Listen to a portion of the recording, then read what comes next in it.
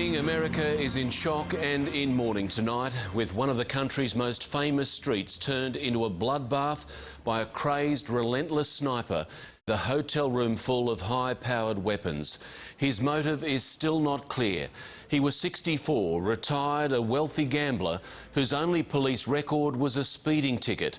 Hello, I'm Paul Barry. Welcome to Media Watch. And in the wake of another insane mass shooting in the United States, the worst we've seen, everyone in the world, including the gunman's brother, has been grasping for the reason why. Believe me, I sympathize with everybody who's grasping. Who on this planet do you think is grasping for this understanding more than me?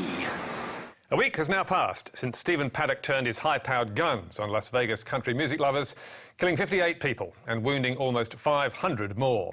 Yet the FBI admits it still has no clear idea why he did it. We must focus on facts. We cannot give in to conjecture, and we cannot respond to every little Twitter feed that may indicate a theory. We need to focus on the facts. You need us to be right. But why wait for facts when rumour and conspiracies can fill the gap? And on YouTube, they have been flooding in, as The Guardian reported last Thursday. Videos questioning whether the shooting really happened and claiming that the government has lied about basic facts have already garnered millions of views on YouTube. YouTube, which is owned by Google, has 1.5 billion users worldwide and reaches 14.6 million Australians each month. And up the top of its search page last week were stories like this one, titled Las Vegas, quote, shooting, did it actually happen? Posted by Truth Unveiled, the video pledged to tell you what really happened in Vegas, which is, of course, that it was all a hoax, or a so-called false flag attack. Once again, note the fake blood. No one was actually hurt from this event. It's all a show. It's all a stage planned ahead of time, just like with Manchester. It is crazy stuff, but that video was viewed by more than 390,000 people, and there were plenty more, reaching millions in total. All this video, but no video of up close anybody falling or any blood or anything like that. But it wasn't just YouTube spreading this garbage. The Daily Mail was also at it, with a story claiming the gunman was an anti-Trump extremist who had been praised by a Melbourne anti-fascist group that had supposedly boasted. One of our comrades from our Las Vegas branch has made these fascist, Trump-supporting dogs pay. Except that was nonsense too. As we told you in Media Bites, the Mail's world exclusive was based on a Facebook post from a well-known troll site. And the Mail, which was caught by the same site 2 months ago, had made a fool of itself again. But pushing far harder with the claim that anti-Trump extremists were behind the massacre was America's notorious alt-right site InfoWars. Could Stephen Paddock, the supposed lone Vegas shooter, have been a patsy to kick off the left's war with the right in the streets of America? Yes, another Grade 1 conspiracy that had almost 900,000 views on Facebook and another 260,000 on YouTube within 24 hours. And InfoWars founder Alex Jones had plenty more where that came from. You had a bunch of people helping the shooter, if he was indeed the shooter, that he was not acting alone, that much we know. Police have said there was only one gunman, and they have no evidence so far that Stephen Paddock was anything but a lone wolf. But armchair sleuths have been tirelessly telling us the truth the mainstream media has been hiding, like this revelation that Paddock was seen at an anti-Trump rally, except it's not him. Or this revelation that he died in 2013, so couldn't have shot anyone, except that wasn't him either. Or this claim within hours of the shooting that the killer, whom they wrongly identified, was a left-wing activist.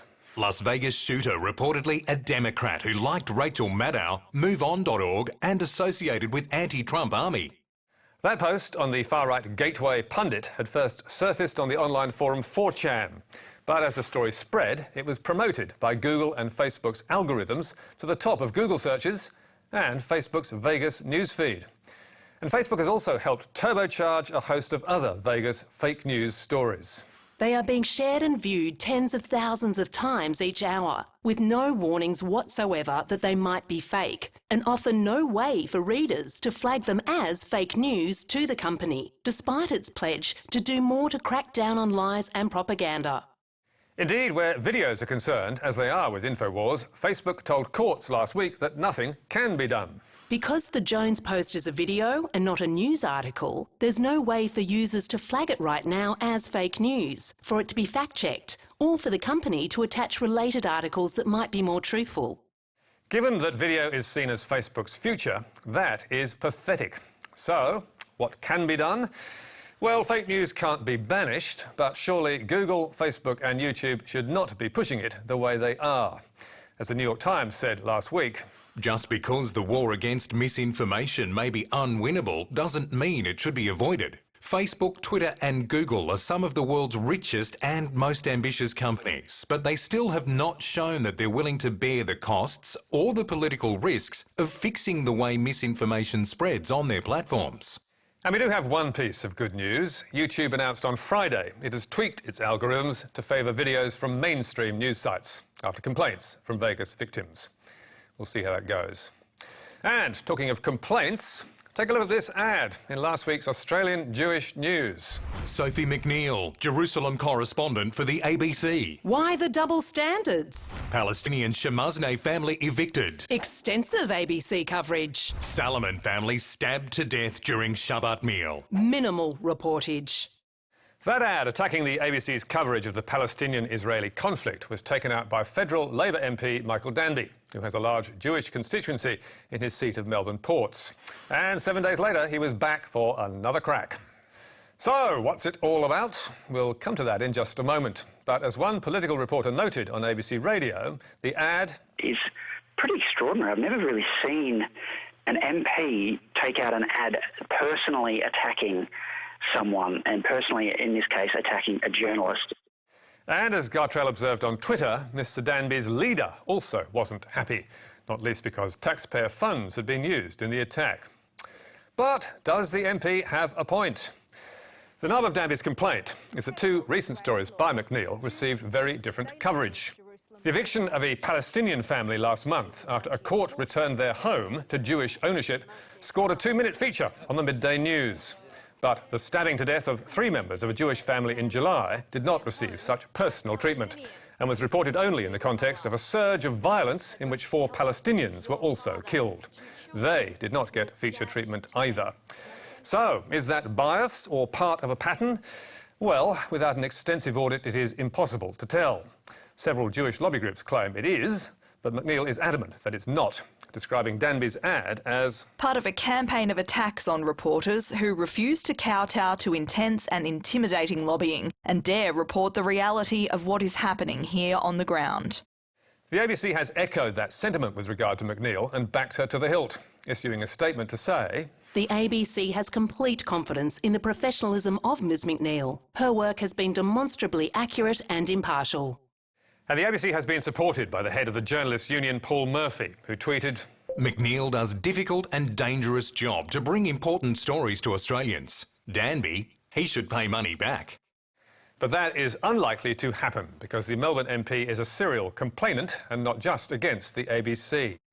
In 2014, he accused Fairfax Media's Paul McGough and Ruth Pollard of being anti-Israeli activists, even though both won journalism awards for the stories he singled out.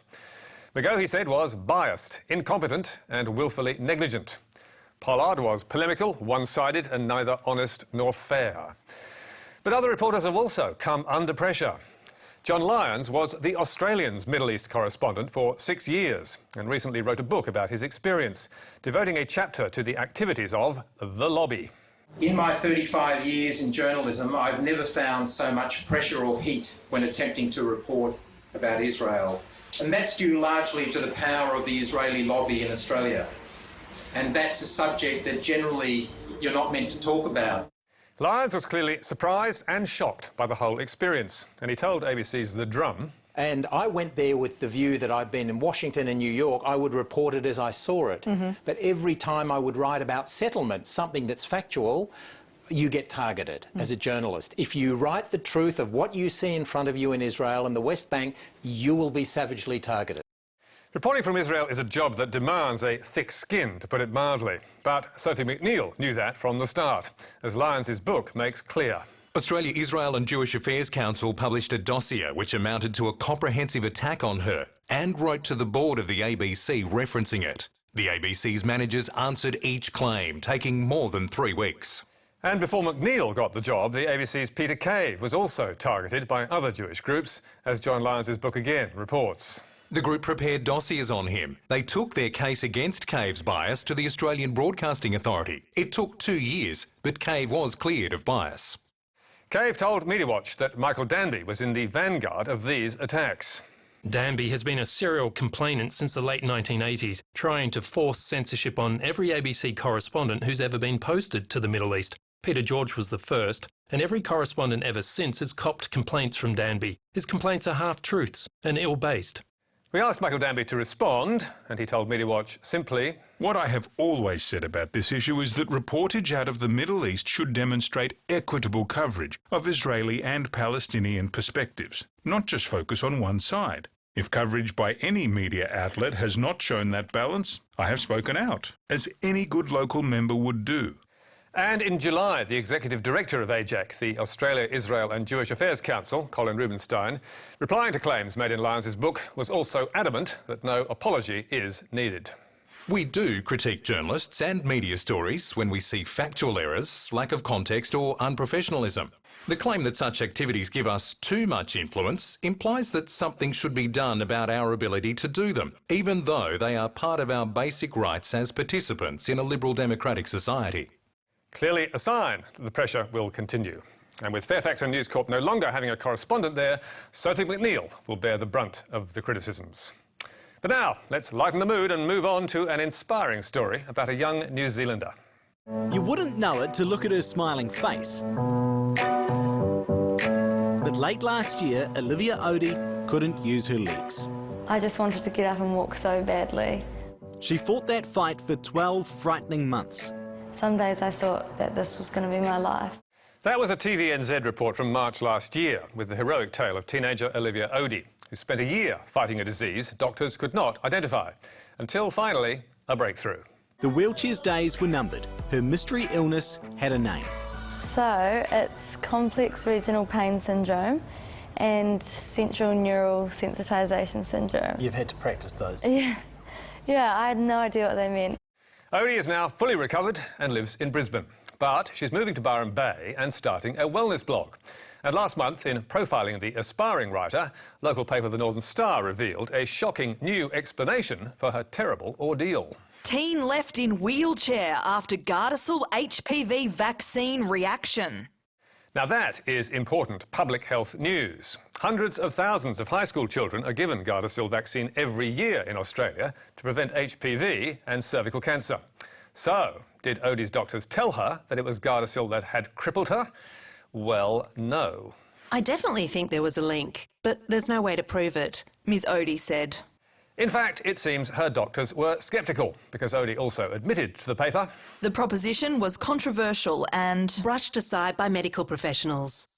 And it certainly is brushed aside. Out of 650,000 Gardasil jabs given in 2015, just 170 children reported side effects, or 0.03%. And most of those reported a rash that went away, or at worst, a day or two of flu-like symptoms. What's more, a 2015 European study explicitly ruled out any link between the vaccine and the chronic pain condition CRPS that put Odie in a wheelchair. But you couldn't read that in the Northern Star or any of the other News Corp regional papers from Mackay to Toowoomba that ran the story. And while journalist Alina Rilko did note that serious reactions to the vaccine are extremely rare, just 3 per million, the story's headline was scary and damaging. And in the opinion of Melbourne University virologist Dr David Hawkes, it puts people at risk because what it does, it puts them off vaccinations. It's actually hurting our healthcare system. Olivia Odie is a teenager who has been through hell, and her recovery, documented in this Facebook video with almost 1 million views, has inspired many. We wish her well, and if she wants to blame the vaccine, well, that's her prerogative. But even she feels the Northern Star should have been more responsible in its reporting. My intentions with doing that interview was that I hoped I could help people by sharing my story. However, they used one brief comment I made and turned it into the headline, which changed the whole point of the story, in my opinion. We put the criticism to Northern Star editor David Kirkpatrick, and he confessed they got it wrong, telling Media Watch, "While the story accurately reflected Olivia Odie's health issues, the headline did not. and has been changed accordingly. That's good. Better late than never. And you can read more about tonight's stories on our Facebook page or our website. You can also catch the show on iView and contact me or Media Watch on Twitter. And make sure not to miss Media Bites every Thursday. But for now, until next week, that's it from us. Goodbye.